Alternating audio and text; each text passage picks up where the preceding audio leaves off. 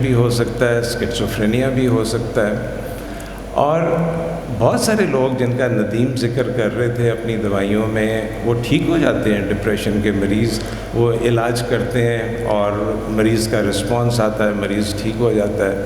لیکن کوئی ایسا شخص بھی ہوتا ہے جس کو ندیم صاحب ساری دوائیاں دے رہے ہیں، سب چیزیں اس کو سمجھا رہے ہیں، اچھی سے اچھی ڈوز دے رہے ہیں، لیکن وہ مریض جو ہے وہ ندیم صاحب کے پاس آتا ہے اور کہتا ہے ڈاکٹر صاحب میں تو ٹھیک نہیں ہو رہا، آپ کو میری سمجھ ہی نہیں آ رہی، آپ نے میرا علاج ہی نہیں کیا، آپ کیسے ڈاکٹر ہیں، آپ کی اتنی بڑی پریکٹس ہے، آپ اتنے مریض دیکھتے ہیں، مجھے کیوں نہیں آپ ٹھیک کر سکتے. اور ندیم صاحب اپنی مصروفیت کے اندر اس کو زیادہ ٹائم دے نہیں پاتے، اور وہ ٹائم نہ ملنے کی وجہ سے ندیم صاحب کے دفتر سے باہر جا کے ندیم صاحب کے خلاف باتیں کرنا شروع کر دیتا ہے کہ انہوں نے تو بڑے مغرور سے ڈاکٹر ہیں، وہ مجھے ٹائم ہی نہیں دیتے. اور بعض دفعہ یہ مریض آپ کو اس طرح کی انویٹیشنز بھی دے دیتے ہیں کہ ڈاکٹر صاحب آپ کے کلینک میں تو بہت رش ہوتا ہے، ادھر ملنا بڑا مشکل ہے، کیا میں اور آپ کہیں اور نہیں مل سکتے. اور ہم ڈاکٹر لوگ بھی بعض دفعہ بہک جاتے ہیں اس طرح کی آفرز کے ساتھ.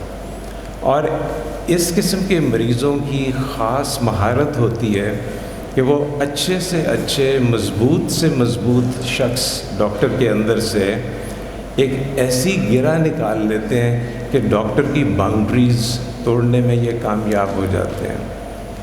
اور جب ان کی حدود ان کی مرضی کے مطابق ایڈجسٹ نہ ہوں تو وہ پھر ایسا ری ایکشن کرتے ہیں کہ جس سے ڈاکٹر بھی پریشان ہو جاتا ہے اور ان کی فیملی والے بھی پریشان ہو جاتے ہیں. کیا کبھی آپ لوگوں کی زندگی میں کچھ ایسے مریض آتے ہیں جو غصے میں آ کے اپنے آپ کو کاٹنا شروع کر دیتے ہیں؟ کسی نے دیکھا ہے ایسے مریض کو؟ کیا کوئی ایسا مریض آپ نے دیکھا ہے جو غصے میں آ کے اوور ڈوز لیتا ہے اور بے ہوش ہو جاتا ہے اور اس کے گھر والے اس کو لے کے ہسپتال میں آتے ہیں آپ کے پاس اور آپ اس کو اسٹمک واش کرنا چاہتے ہیں، وہ تھوڑے دن کے بعد جا کے پھر کرنا ایسے شروع کر دیتا ہے. اور کچھ آگے اوکے. اور پھر کچھ ایسے مریض بھی ہوتے ہیں جو اپنے رشتوں کی تمیز نہیں کر پاتے اور اس بدتمیزی کے اندر وہ سب حدود کراس کرتے چلے جاتے ہیں. یہ وہ مریض ہیں جو بارڈر لائن پرسنالٹی ڈس آرڈر میں ہیں، اور میں ان کی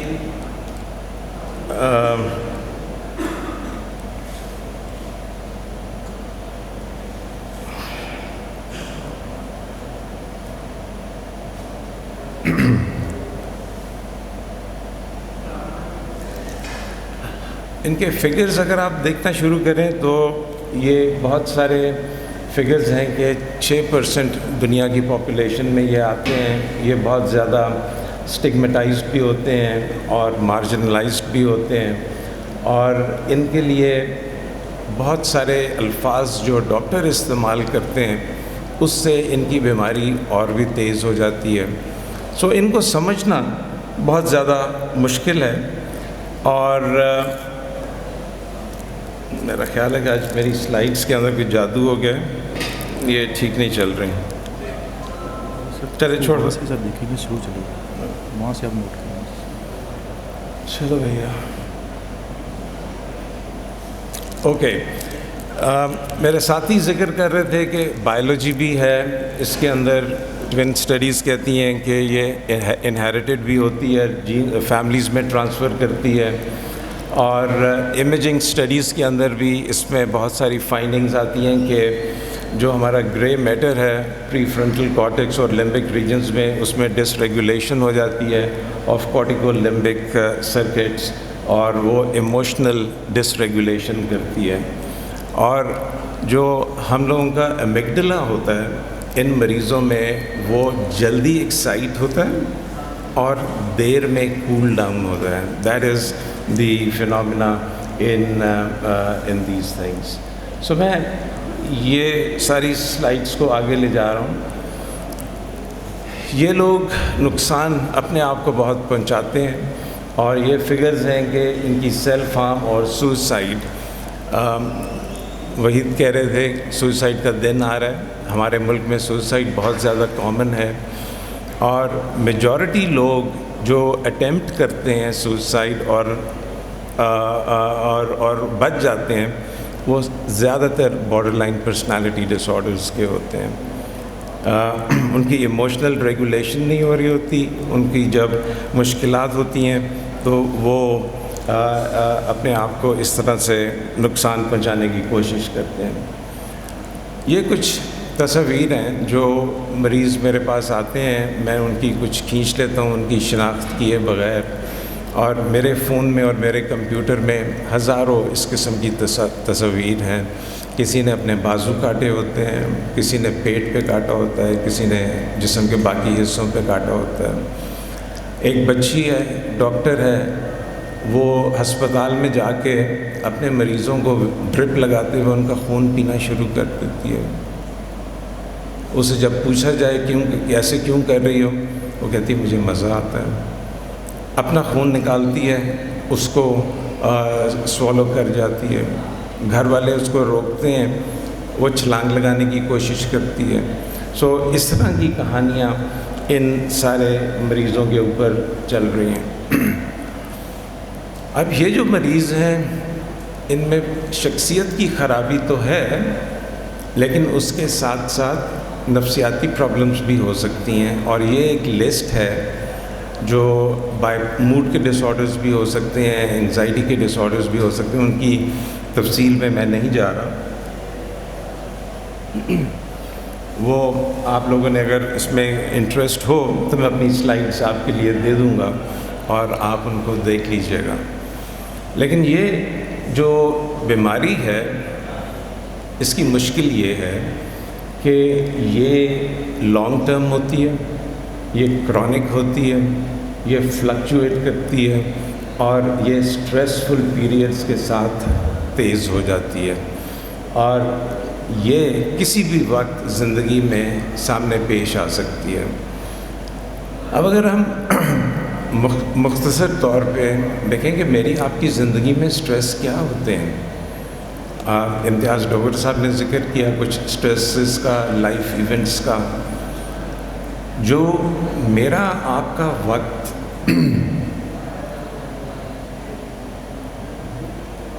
بچپن میں گزرا اور ہم نے اپنے ماں باپ کے ساتھ اٹیچمنٹ اور بانڈنگ کا ٹائم گزارا، وہ ایک ایسی امپورٹنٹ چیز ہے نفسیات میں کہ اگر وہ وقت کسی کا اچھا گزرا ہو تو وہ زندگی کے ہر نشیب و فراز سے مستقل مزاجی کے ساتھ انسان گزر جاتا ہے۔ لیکن اٹیچمنٹ اور بانڈنگ اگر کسی کی افیکٹ ہوئی ہو تو وہ ایک میرے حساب سے نفسیاتی ڈیمیجڈ پروڈکٹ ہوتا ہے جو اپنی زندگی گزارتا ہے، لیکن جب زندگی کے نشیب و فراز آتے ہیں تو اس کے اندر وہ مستقل مزاجی نہیں رہتی اور بہت زیادہ آواز آتی ہے، اور اتنی زیادہ زندگی میں ٹربولنس پیدا ہو جاتی ہے کہ ساتھیوں کے ساتھ رہنا مشکل ہو جاتا ہے، بچوں کی پرورش مشکل ہو جاتی ہے، رشتے نبھانے مشکل ہو جاتے ہیں، باؤنڈریز کو مینٹین کرنا مشکل ہو جاتا ہے۔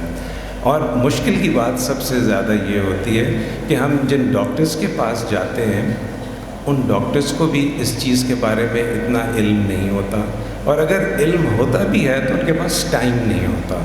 وہ سمجھ جاتے ہیں کہ مریض کے اندر شخصیت کا ایک پہلو ہے جس کی وجہ سے یہ ساری خرابی ہو رہی ہے، لیکن اس کا علاج کرنے کے لیے ان کے پاس ٹائم نہیں ہے، بیکاز ماہر نفسیات اس ملک میں ہے کم ہے، اور ان کے پاس مریضوں کا انبار بہت زیادہ ہے۔ اور اگر دنیا کے اسٹیٹسٹکس کے مطابق ہم دیکھیں تو پاکستان کی آبادی کے مطابق ہمارے پاس 10,000 سکائٹرسٹس ہونے چاہیے، ہمارے پاس 500 ہیں، 600 ہیں، اور میں اگر دن میں 40 مریض دیکھتا ہوں تو میں بارڈر لائن پرسنالٹی ڈس آرڈر کو دیکھنا ہی نہیں چاہوں گا، کیونکہ وہ میرے 40 مریض اپنی جگہ پہ ہیں اور بارڈر لائن پرسنالٹی کا مریض ایک ہے، اور مجھے اگر ایک کو مریض کو اتنا ٹائم دینا ہے تو میں پھر یہ سوچتا ہوں کہ میں باقی 40 مریضوں کے ساتھ کیا کروں. ان چیزوں کا بہت فقدان ہے نفسیات میں، نہ صرف ہمارے ملک میں بلکہ دنیا بھر میں بہت زیادہ فقدان ہے اس چیز کا. میں آپ کے سامنے آپ لوگوں کو سکائٹرسٹ تو نہیں بنانا چاہتا، نہ ہی میں آپ کو یہ دعوت دے رہا ہوں کہ آپ اس مریض کو دیکھ بھی لیں گے، پہچان بھی لیں گے اور آپ اس کا علاج بھی کر لیں گے. نہ ہی میں اپنے نفسیات کے ڈاکٹروں سے یہ توقع رکھتا ہوں کہ وہ ان کو بہت زیادہ ٹائم دیں گے، کیونکہ کاسٹ افیکٹونیس نہیں ہے کہ ہمارے پاس ٹائم کم ہے اور چیزوں کی اس مریض کی ڈیمانڈ بہت زیادہ ہے. پھر ان ساری مجبوریوں کے باوجود میرا آپ کے پاس آ کے بات کرنے کا مقصد کیا ہے؟ میرا مقصد یہ ہے کہ نفسیات ویسے ہی بہت زیادہ اسٹگمیٹائزڈ ہے، اور جو شخصیت کی مشکلات ہوتی ہیں یہ ایون فردر اسٹگمیٹائزڈ ہیں. یہ میں نہیں توقع رکھتا کہ منڈی بہاؤالدین میں وحید، جو کہ ماشاءاللہ بہت اچھا کام کر رہے ہیں، بہت مریض دیکھتے ہیں، ان کے آنے سے پہلے ذوالفقار صاحب اس جگہ کے مریضوں کا بہت خیال رکھتے تھے یا سرگودا میں چلے جاتے تھے. وحید کے آنے سے بہت ساری چیزیں منڈی بہاؤالدین والوں کو ایٹ ڈور اسٹیپس ملتی ہیں. لیکن یہ وہ چیز ہے جو میں نے اپنی ساری زندگی جستجو کی کہ ان کو میں کس طریقے سے بہتر دیکھ سکوں. ہمارے ملک میں ایسے مریضوں کو دیکھنے کا کوئی قانون، کوئی طریقہ، کوئی گائیڈ لائنز موجود ہی نہیں ہے. اور اچھے سے اچھا ماہر نفسیات جب میں اس کو اس طرح کا مریض دیتا ہوں تو وہ 6 باری اس مریض کو دیکھنے کے بعد اپنے کانوں کو ہاتھ لگا کے کہتا ہے سر یہ مریض میرے سے نہیں دیکھا جاتا، اس کو آپ لے لیں. اور ان کی ڈیمانڈ اور ان کی ڈیزائرز اتنی زیادہ ہوتی ہیں کہ ان کو مینیج کرنا بہت زیادہ مشکل ہو جاتا ہے. یہ ان مریضوں سے جب ہم بات کریں تو ان کو لگتا ہے کہ ماہر نفسیات یا گھر والے بھی ان کو سمجھتے نہیں ہیں. اور یہ کچھ الفاظ ہیں جو ان مریضوں نے لکھے ہوئے ہیں، اگر آپ ان کو پڑھیں تو آپ کو سمجھ آئے گی کہ ان کے اندر کی دنیا کیا کہتی ہے. وہ کہتے ہیں کہ آپ ہمیں سنیں ضرور لیکن ہمیں جج نہ کریں. وہ کہتے ہیں کہ آپ ایجوکیٹ کریں اپنے آپ کو کہ ہم ایسے بنے کیوں ہیں، ہمیں کس نے ایسے بنایا ہے. وہ کہتے ہیں کہ ہمیں پیار بھی دیں، افیکشن بھی دیں، اسٹیبلٹی بھی دیں اور ری ایشورنس بھی دیں. اور ساتھ ہی وہ یہ بھی ڈیمانڈ کرتے ہیں کہ آپ میرے ساتھ بہت زیادہ شفافیت کے ساتھ بھی رہیں اور بہت آنیسٹ کام بھی کریں. اور پھر وہ یہ بھی آپ کو اور مجھے کہتے ہیں کہ ہم آپ کو پیار کرتے ہیں اور ہم بڑے شکر گزار ہیں آپ جو ہمیں پیار کرتے ہیں، لیکن آپ یہ ہماری سمجھ دیکھیں کہ ہمیں اس سے بھی زیادہ پیار کی ضرورت ہے. اور وہ کہتے ہیں کہ جب ہم کوئی بری بات کریں تو آپ اس کو دل پہ نہ لگائیں، غصے میں نہ آئیں، اور ہم آپ کو برا بھلا نہیں کہنا چاہتے بلکہ ہم اپنے جذبات کا اظہار کر رہے ہیں جو ہم ایک کنٹرولڈ طریقے سے نہیں کر سکتے. اور اگر آپ اس کے بارے میں بہت پڑھیں تو لوگ کہتے ہیں کہ باڈی لائن پرسنالٹی ڈس آرڈر جو ان سا ہے وہ 3rd ڈگری برن کے مطابق ہوتا ہے. آپ کو پتہ ہوگا میرے سے زیادہ کہ 3rd ڈگری برن میں اگر کبھی اس مریض کے سامنے سے ہوا بھی تیز گزرے تو اس کو تکلیف ہوتی ہے. اور یہ وہ مریض ہیں جن کی نفسیاتی جلد کوئی نہیں ہے. ان کی زندگی میں ذرا سا بھی شور ولولہ ہوتا ہے تو یہ بہت زیادہ مشکل میں ڈال دیتے ہیں. یہ ہماری مشکلات ہیں کہ ہمارے پاس ایسے لوگوں کو دیکھنے کے لیے کوئی قابل قدر دستور اور قابل قدر طریقہ نہیں ہے جس کے اوپر ہم نے توجہ دی ہے اور ہم اس کے اوپر کام کر رہے ہیں، جس کے بارے میں آپ سے بھی گزارش کروں گا. اس کی تشخیص آپ کلینکل انٹرویو پہ بھی کر سکتے ہیں، سیلف رپورٹس پہ بھی کر سکتے ہیں، سیمی اسٹرکچرڈ انٹرویوز پہ بھی کر سکتے ہیں، جس کے بارے میں سب معلومات موجود ہیں. ان کے ساتھ دوائیوں کا کوئی کام نہیں ہے. یہ وہ مریض ہے جو آپ کے پاس آئے گا اور تقریباً 25 سے 30 منٹ آپ کے ساتھ بات کرنا چاہے گا، اور اس بات کے اندر اس کی بیماری چھپی ہوئی ہے. اس کو میں دنیا کی کوئی بھی دوائی دے دوں وہ کام نہیں کرتی، اور اس مریض کو جب تک سنا نہ جائے، سمجھا نہ جائے، سمجھایا نہ جائے، برداشت نہ کیا جائے، اس کی مشکلات کے ساتھ زندہ نہ رہا جائے، یہ ٹھیک نہیں ہوتا. اور اگر میں یہ سمجھتا ہوں کہ یہ مریض ہمارے پاس آئے اور ہم اس کے ساتھ ٹھیک انصاف نہ کریں، پھر ہماری جو تربیت ہے یا ہمارا جو شعبہ ہے اس کا کام ادھورا رہ جائے گا اور نامکمل رہ جائے گا. میں زندگی کی اس سٹیج کے اوپر آپ کے ساتھ اس بیماری کی باتیں کر رہا ہوں، کیونکہ جب آج سے 5 سال پہلے تک میں ان جوان لوگوں کی طرح کام کرتا تھا تو میرے پاس بھی وقت نہیں ہوتا تھا، میں بھی بہت مصروف ہوتا تھا، اور شاید میں اگر اپنی مصروفیت کو کنٹینیو کرنا چاہتا تو میں کر بھی سکتا تھا.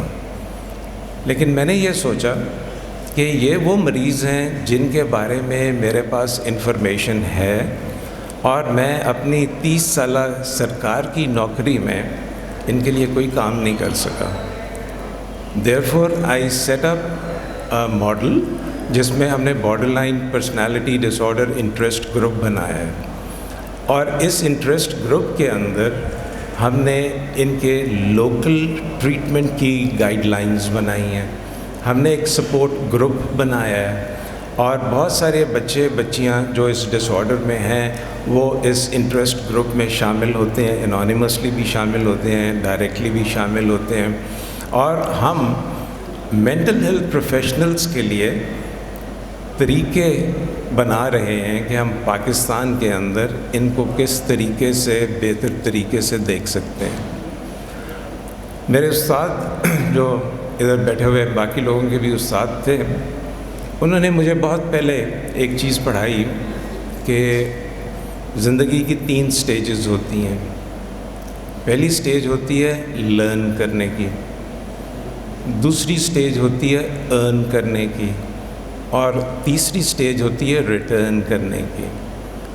تو میں نے یہ سوچا کہ مجھے اللہ نے یہ موقع دیا کہ میں اس چیز کو لے کے آگے چلوں. ریٹرن کرنے کے لیے میں نے اس چیز کی بنیاد رکھی ہے، اور پچھلے 5 سال میں تقریباً سارے پاکستان میں اس کی پریزنٹیشنز کرتا ہوں، اور اس میں سائکیٹرسٹ کو اور ڈاکٹرز کو ایجوکیٹ کرتا ہوں.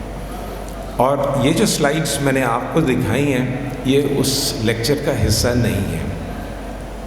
اس لیے نہیں ہے کہ رات کو 9:30 بجے ہیوی ڈوز آف سائکیٹری کے بعد اگر فرید صاحب نے بھی آپ کو بہت زیادہ سائکیٹری پڑھانا شروع کر دی تو آپ کہیں گے کہ ماہر نفسیات کو ٹائم کا کچھ پتہ نہیں اور وقت کا کچھ پتہ نہیں.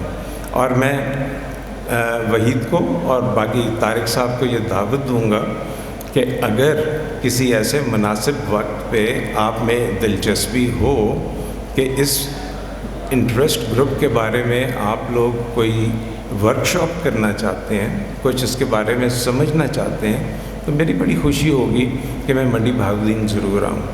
میں پہلے بھی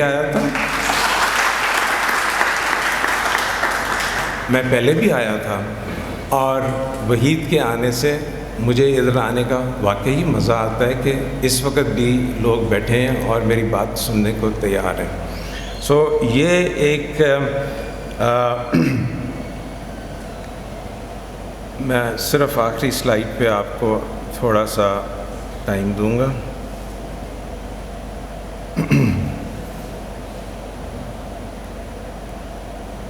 دوائیوں کا کوئی رول نہیں ہے. فارماسیوٹیکل کمپنی والے میرے سے خوش نہیں ہوتے، اس لیکچر کو پروموٹ بھی نہیں کرتے، اور وہ سمجھتے ہیں کہ اس کی کوئی ضرورت نہیں ہے.